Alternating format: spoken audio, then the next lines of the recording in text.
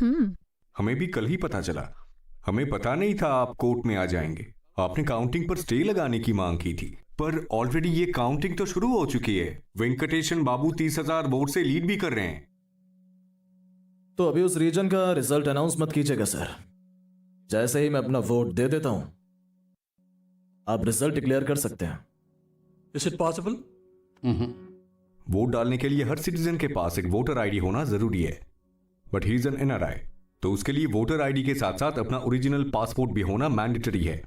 तो आप ही बताइए ना, हम एक इलीगल वोट को कैसे काउंट होने दे सकते हैं? तो इलेक्शन कमीशन ने भी उन लोगों को सस्पेंड कर दिया है। कानून सिर्फ चोरों को पकड़ने के लिए नहीं बना है, चुराए हुए सामान को लौटाने के लिए भी बना है। किसी भी नागरिक से हम वोट डालने का अधिकार नहीं छीन सकते, पर जब यह अधिकार ही चुरा लिया जाए तो क्या उसे वापस लाना नहीं चाहिए? मुझे तो यह समझ नहीं आ रहा, सिर्फ एक वोट से क्या बदलेगा? Tell me. सर, हर एक वोट कीमती है सर। आपको पता है, अमेरिका में इंग्लिश और जर्मन में से किसी एक लैंग्वेज को चुनना था और सिर्फ एक वोट से इंग्लिश जीत गई थी। सिर्फ एक वोट से फ्रांस में मिलिट्री रूल के ऊपर डेमोक्रेसी की जीत हुई थी सर।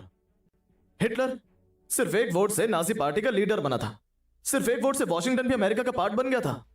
अपने देश में वाजपेयी जी का राज भी सिर्फ एक ही वोट से खत्म हो गया था। ठीक है, आपकी बात सही है। इसीलिए तो हम आगे इलेक्शन से पहले अवेयरनेस प्रोग्राम चलाने के बारे में सोच रहे हैं। रूल नंबर 1, मेरा वोटर आईडी चेक नहीं किया गया। Rule number 2, I am a non resident Indian, मेरा ओरिजिनल पासपोर्ट चेक होना चाहिए था। Rule number 3, section 49P, 49O के बारे में सब जानते हैं, पर मैं 49P की बात कर रहा हूं। इंडियन इलेक्शन लॉ 49P के तहत एक इंसान की वोट अगर इलीगली कोई दूसरा इंसान डालता है तो उसे एक बैलेट वोट प्रोवाइड किया जाता है और फिर उसका वोट डलवाया जाता है। Is there a norm like this? Yes, he's correct. There's a law like this. Section 49P के बारे में जानना है तो आपको गूगल सब कुछ बता सकता है।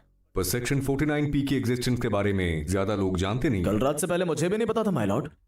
10 साल पहले लोगों को 49O के बारे में भी नहीं पता था, पर अब उसके बारे में सब जानते हैं। नोटा, इस तरह सबको 49P के बारे में भी पता होना चाहिए। अगर आज आपने सेंसेशनल वर्डिक्ट पास कर दिया तो मैं लिख कर देता हूं, सिर्फ एक दिन में पूरा भारत इसके बारे में जान जाएगा। पर वहां जो आदमी 30,000 वोट से आगे चल रहा है, उसको कैसे समझाएं? सर, मेरे एक वोट से इस कंस्टिट्यूएंसी में कोई चेंज नहीं आएगा, पर इस फैसले से सब एक वोट की कीमत जान जाएंगे। यह सेक्शन लॉ स्टूडेंट्स के सिलेबस में होना चाहिए, और जब भी किसी एग्जाम में केस से रिलेटेड कोई क्वेश्चन पूछा जाएगा तो उसके जवाब में सिर्फ आपका नाम आएगा सर।